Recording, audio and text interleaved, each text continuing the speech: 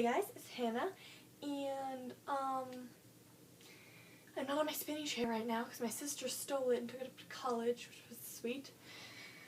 So I was pretty upset about that, but not as upset as I was with my AP World History homework. Now honestly, I'm upset that I have to do it, but for what they chose, I'm actually really happy about it, but reading it made me really upset. So I'm just going to read you a little passage from it, just like a shortened version.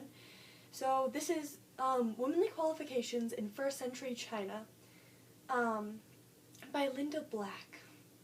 And so these are all the womanly qualifications in China. So, a woman ought to have 4 qualifications: womanly virtue, womanly words, womanly bearing, and womanly work. What is called womanly virtue need not be brilliant. Womanly words need be neither clever in debate nor keen in conversation. Womanly appearance requires neither a pretty nor a perfect face and form. Womanly work need not be work done more skillfully than that of others. To guard carefully in her chastity. To control her behavior. To exhibit modesty. And to model each act on the best usage. This is womanly virtue. To choose her words with care, to avoid vulgar language, to speak at appropriate times, and not weary others with much conversation. That is the characteristics of womanly words. To wash and scrub filth away, to keep clothes and ornaments fresh and clean, to wash the head and bathe the body regularly, and to keep the person free from disgraceful filth. That is womanly bearing. And lastly, with wholehearted devotion to sew and weave, to love not gossip and silly laughter, in cleanliness and order, to prepare the wine and food for serving guests, may be called the characteristics of womanly work. Now, for my homework, that is one of the 5 AP World History packets I have to do. A few of them are about, year 1 BC, where reading came from. It's cool topics, honestly. And this one was about women throughout history and economics and things. And so they have all these places from China and Middle East and Northern Africa. And I'm just reading about history of women, and I was just really upset because the more you read this stuff, the more you realize how true all of that is today. I mean, it's not exactly that, but women just don't have as much freedom as men do. Women don't have freedom of, their sexuality.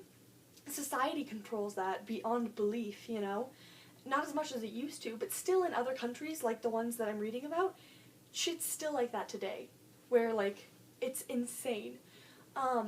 And there was another passage, obviously controlling our clothing is present in today's society. And, let me find this passage.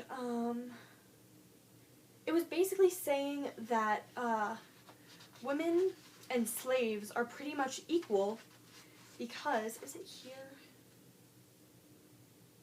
Or no, women are below slaves. Sorry, I was just talking while I was flipping.